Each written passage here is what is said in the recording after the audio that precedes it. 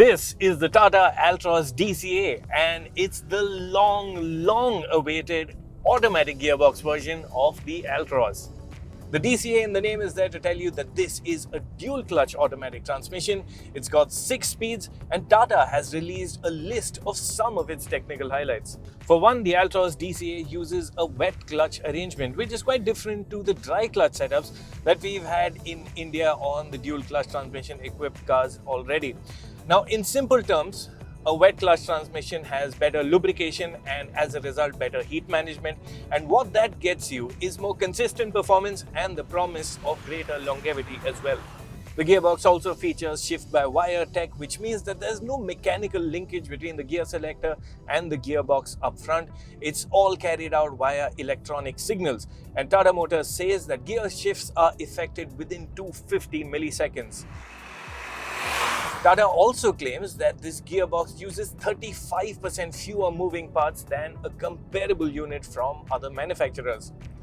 Then there's machine learning that actually learns how you drive and adapts shift points for the best performance and efficiency. And finally, there's a self-healing mechanism that actually ejects dust and debris that might have worked their way into the transmission and could potentially cause damage. Now, those are the technical highlights of the gearbox. What's it really like? Well, first impressions of the gearbox are positive.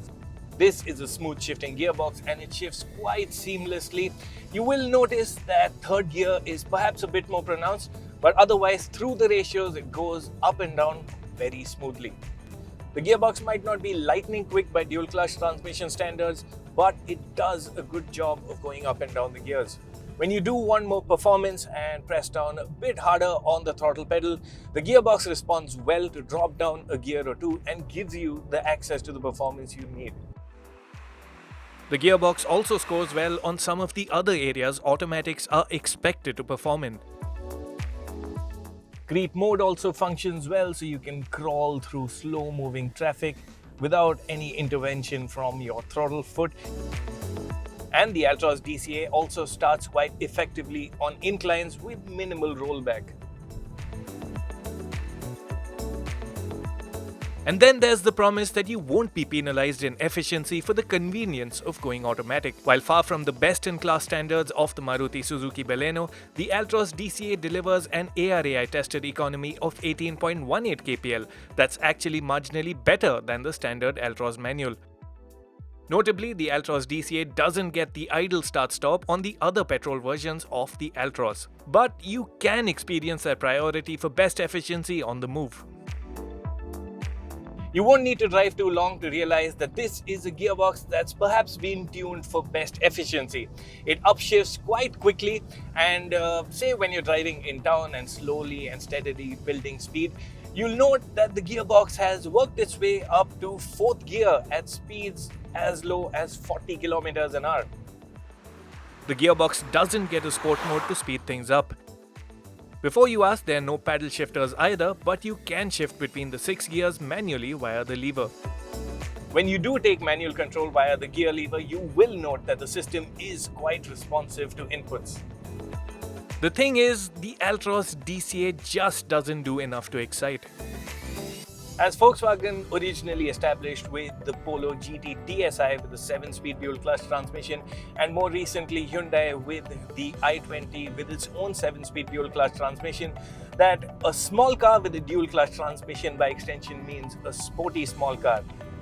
Unfortunately, that's not the case with the Altroz DCA, and that's not down to the gearbox but the engine that powers this car.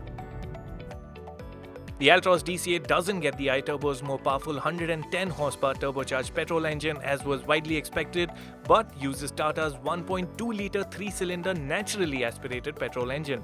The engine makes 86 horsepower and 113 Newton meters, which are reasonable, but this is not an engine of interest if power and performance are high on your list. And it doesn't help that wet clutch gearboxes are known to sap more engine power. Performance is fine for the city and you really won't have any trouble keeping up with the flow of traffic. It's just that when you ask more from the engine, that it reveals its, well, dull side.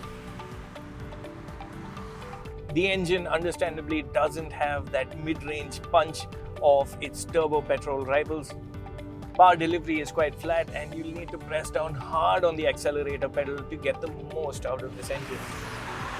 In times of quick overtakes, you'll note that the build-up speed remains quite leisurely, and when you do extend the engine, you'll note that it gets quite loud and almost whines at the very top end. And unlike other versions of the Altroz, there are no driving modes either to spice things up. In our preliminary performance test, the Altroz DCA was quite slow in kickdown acceleration from 20 to 80 kph and 40 to 100 kph. The Altroz DCA's 0 to 100 kph time of 17 seconds is downright disappointing. The 6-speed dual-clutch transmission mated to the turbo petrol engine. Now, those would have been some really exciting ingredients. In other departments, the Altroz DCA does have some clear highlights. In the areas of ride and handling, the Altroz continues to impress. There is a bit of firmness in the setup, but you'll appreciate the way the Altroz drives.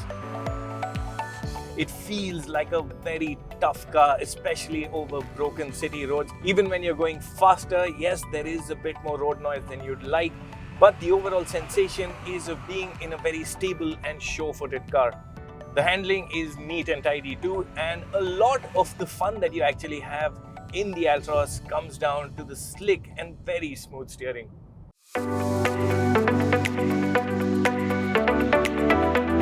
Over the day's driving, we did notice some quirks with the Altroz DCA. For instance, there's a slight lag at the gearbox when you engage reverse.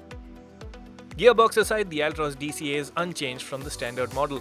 This opera blue paint shade is a new addition to the color palette that also includes the all-black dark versions. The Altroz remains a head-turner even 2 years after launch.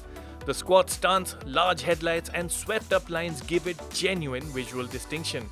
Also unique are those doors that open 90 degrees for easy access inside. The cabin is nicely done too, with a layered look for the dash and a stylish use of different textures and colors. Quality inside is largely good too, though Tata could have updated the 7-inch touchscreen that's not as large or as slick as what rivals offer. The squared-out speedometer and tachometer are a bit unusual, and the thick A-pillar does hamper visibility at crossroads. Comfort inside is good, as is space at the back, though tall passengers will find headroom limited. The rear seat armrest is well positioned, and the leatherette upholstered seats on the top spec XZ Plus versions look and feel premium. Practicality is well taken care of, with plenty of storage space inside and a very usable 345 litres for your luggage. Tata has done well to offer the Altroz DCA in 5 trims plus 2 dark versions. Pricing for the lineup is competitive, especially for a car with a dual-clutch transmission. In terms of features, the range-topping Altroz DCA XZ Plus gets plenty such as projector headlamps, leatherette upholstery, keyless entry and go, cruise control, a cooled glove box and more. However, rivals have taken the game forward in this area with LED headlights, a sunroof, wireless phone charging and side and curtain airbags being some features missed on the Altroz. In terms of safety, the Altroz gets dual airbags, rear parking sensors, ABS and ISOFIX child seat mounts. As before, the Altroz's 5-star adult occupant protection rating by Global NCAP is a big draw in its own right. So, should you be interested in the Altroz DCA? Well, if you're an enthusiast, the humdrum engine will just not cut it for you. The gearbox is also good, but still a few rungs down on speed and smoothness from the VW Group's DSG units that remain the best in the business. However, that being said, buyers primarily looking for a city car will find a good match in the Altroz DCA. It's got all that we like about the Altroz with the added convenience of an automatic. If it's the best automatic hatchback for the money is something we'll only know when we bring it together with its competitors. For the moment, the DCA sure comes across as the best version of the Altroz.